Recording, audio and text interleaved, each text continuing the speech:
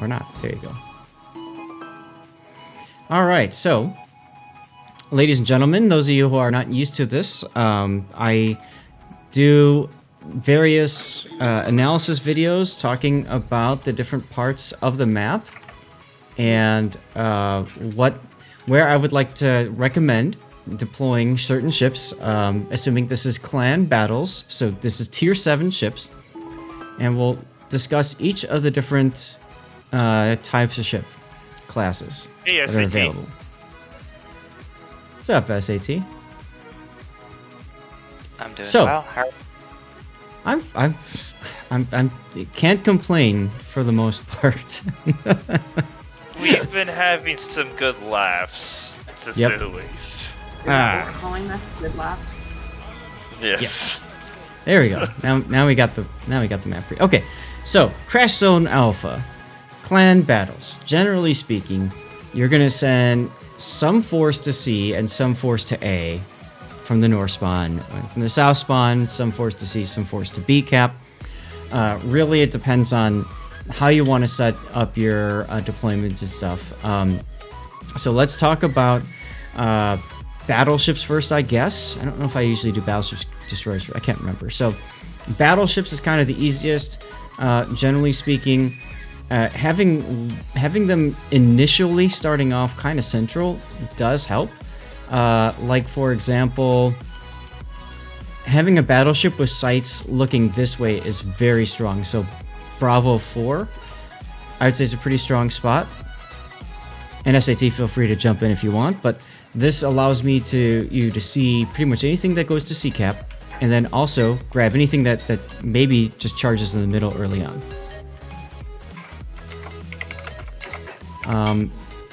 And then the other place that I think is very good for battleships is going to be actually kind of where the carrier is right now.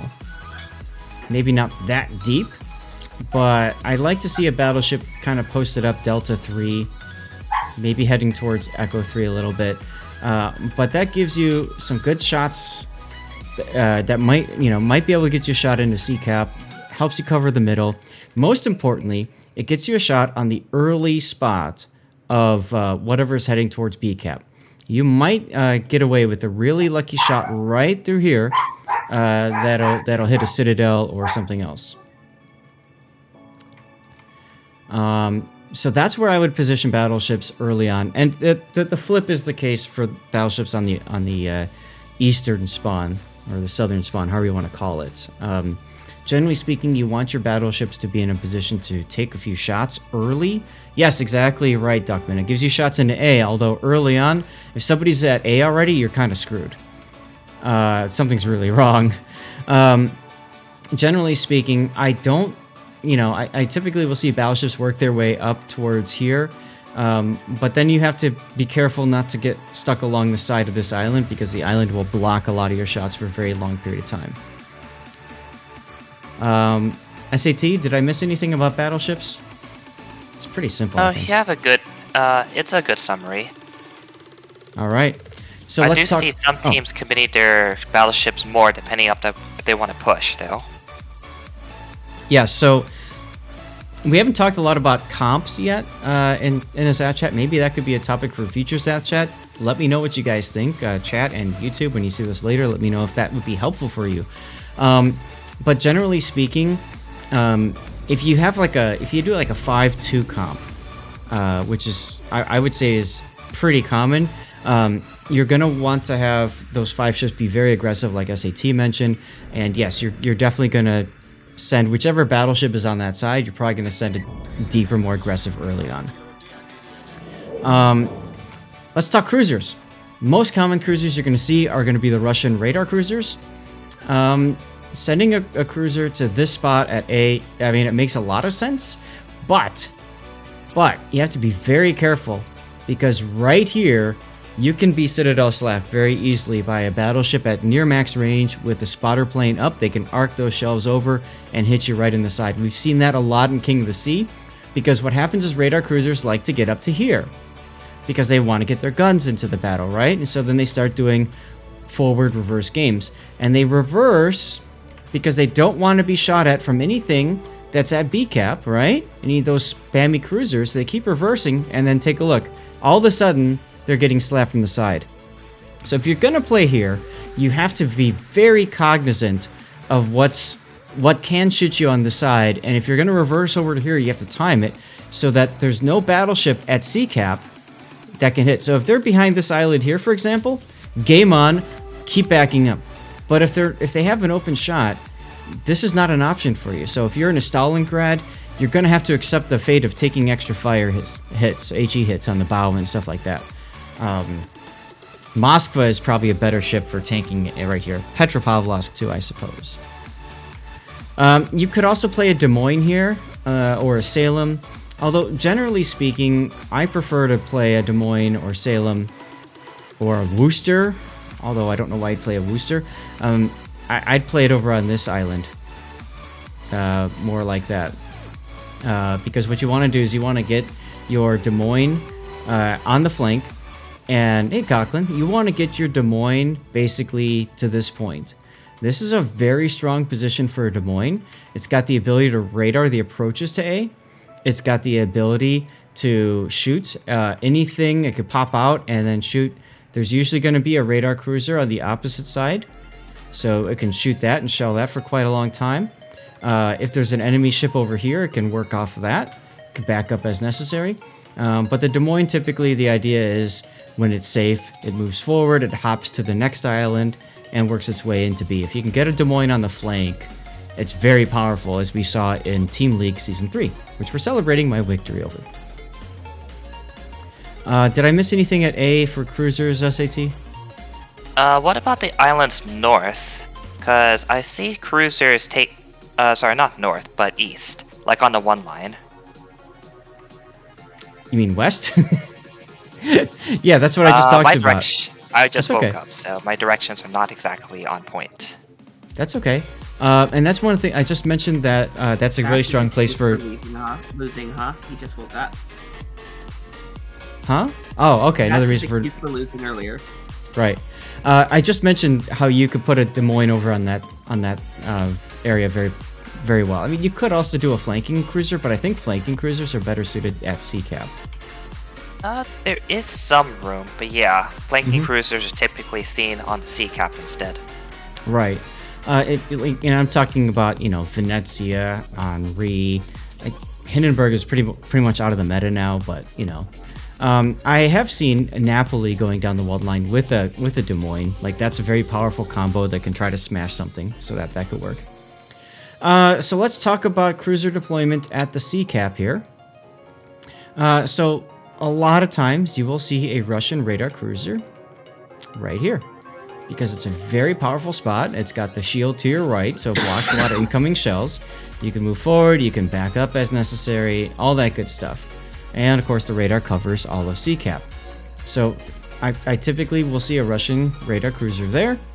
I have seen Des Moines also play along the islands up here on the A line at the far north. However, I feel that they're not as effective as a Des Moines push on the 1 line. And I think it's just because there's a little bit too much open area here. It's very easy for the enemy team to make their way up the 10 line and surround you. The range also doesn't help the Des Moines there at all. Right. If you're going to throw a Des Moines here, it's basically... The whole purpose of that Des Moines is to get all the way over to this flank here. And I feel like the opposite spawn, the east spawn, is better suited to throwing a Des Moines up this side because of the way the islands have worked out. Like, this here is a very strong position for a Des Moines. I'm doing fine, thank you, Claptrap. What are the typical errors that teams make in contesting C? One of the biggest problems is destroyers don't know how to bait radar. The easiest way to bait out a radar, because if I'm putting a... let's make the mini-map bigger. If I'm putting a radar cruiser here, then I'm also putting a radar cruiser here, right, on Echo 8. So that cruiser is going to have radar overwatch of CCAP. So if I'm going to go in with the destroyer, the biggest mistake I see is a lot of destroyers will approach CCAP going straight in, and they'll get radar panic and run and all that kind of stuff. the best way to deal with a radar cruiser here is to either go into sea from an angle. You kind of saw this when I commented baiting the Atlanta radar in the TED 61 ranked game. But generally speaking, I like to approach the cap from the side, or, I mean, you could go out and back into it as well. But the whole point is, you want to get that radar out and used, and then as soon as that radar is up, that's when you hit your engine boost, hit W 4 times, and you speed away while you're, going back and forth and stuff, and hoping that somebody can shoot them. But, hey.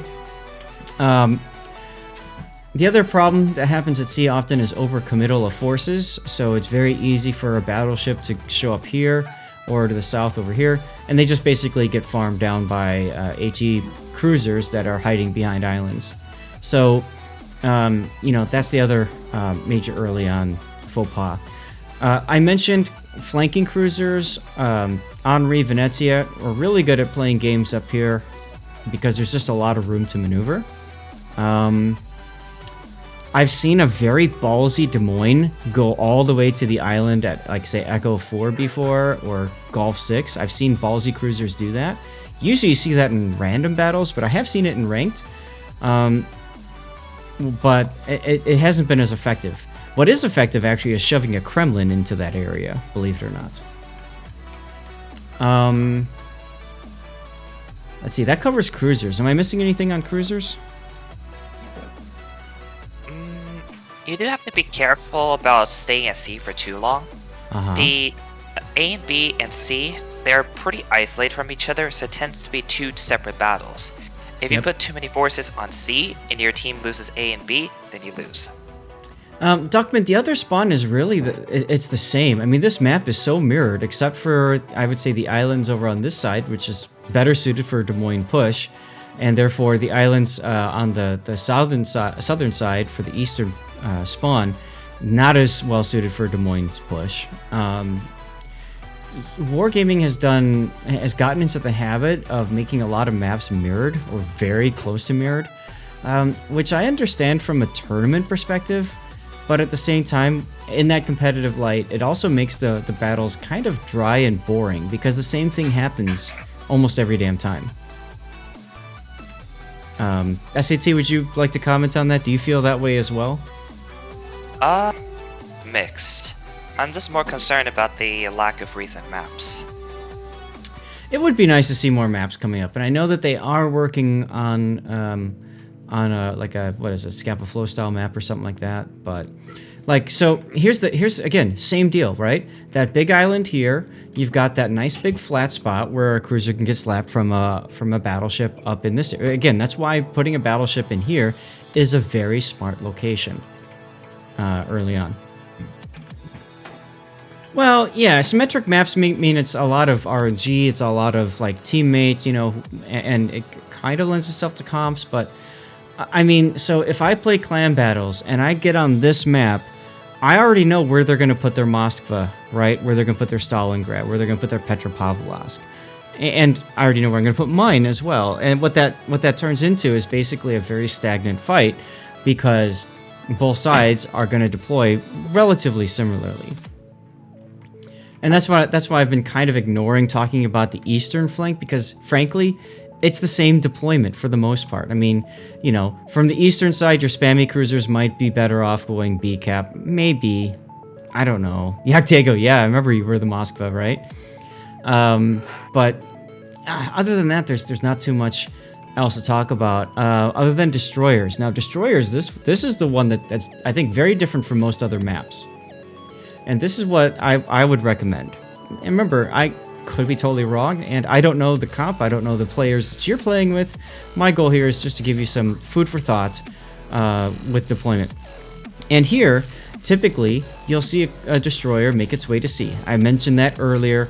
Generally speaking, if your comp is running one destroyer, though, going to sea with that destroyer is a big problem. And that big problem is you are denying all the vision in the world to send to send a destroyer into a cap that is most likely going to be watched by radar. So if you've got one destroyer, I would recommend you play in the middle with that destroyer early on. I would recommend you play with that destroyer, you get him middle, you send him about to here. Because here gives them a chance to see what forces is the enemy sending to C-Cap. And you also can see what forces the enemy is sending to B-Cap. And that gives your team a lot of time to adjust their play accordingly. That, I think, is much more valuable than sending a destroyer into C early on to get radared and play radar games. If you've got 2 destroyers, send one into C, send one into middle. Once the middle is done, then the destroyer can head towards A after getting the middle. If you're down to 1 destroyer, you send the destroyer mid, and then you decide where do you want to go after that. Most of the time, you're probably going to continue on to C-Cap. But I think this is exactly right, Duckman. That's what I was just exactly mentioning. Yes, you can approach C-Cap from the western side and achieve both goals. That is very true. The thing, though, is if you're going to do that, I would recommend you don't just go straight into C like this. If you're going to do that, if you're going to put your 1 destroyer in the middle, you get the spots and you send them to go to C. Okay, fine. But you don't enter C with that destroyer until you're right about here. Okay? Right about here, because that puts you the farthest away from those radar cruisers. And as soon as you enter C, you know you're going to attract the radar, so you need to be ready to run, essentially. SAT, anybody else want to jump in on that? You guys agree? I feel like this sometimes depends more on where your teammates are going. Like if your if you have like a 5-2, if you see like 5 people going over to A and B, you may as well go for the A and B push. Mm-hmm. Yep, especially if you're a single destroyer, because that destroyer needs to be the vision for the team that's pushing. The team that's kiting away and flanking, unless you've got a Shimakaze or a Gearing, something that luck chucks torpedoes at long range, in which case, why didn't you bring a second destroyer? Because if you're only playing that one ship, you're really limiting yourself in your options. So, I agree with SAT. If you're the single destroyer, spot middle, and then go to whichever side has the biggest push, biggest focus. Okay? Chat, any other questions?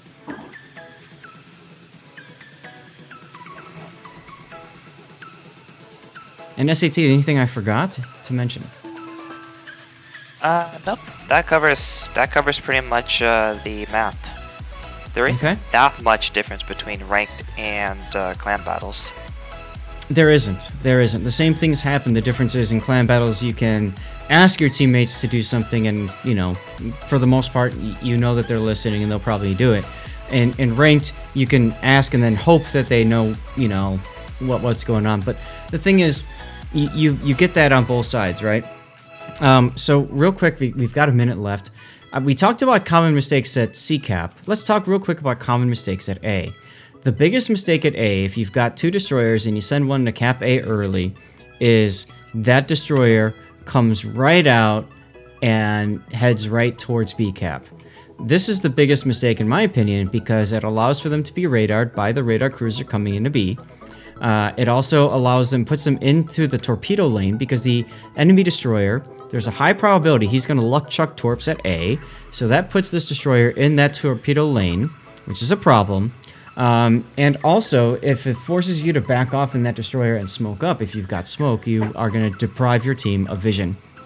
So, a better play for a destroyer early on, after getting the cap, is to play a little bit wider. You go down the 2 line towards H2, and then you make a decision, right? Do you want to curl to help or not? I almost think you're better off just kind of sitting and waiting for your team to come closer and waiting for the enemy to show themselves before making that determination. Weatherlight, I need you to whisper me your in-game name and your server, please. Congratulations on the win, by the way. Okay, I think that covers everything, yeah? Mm-hmm.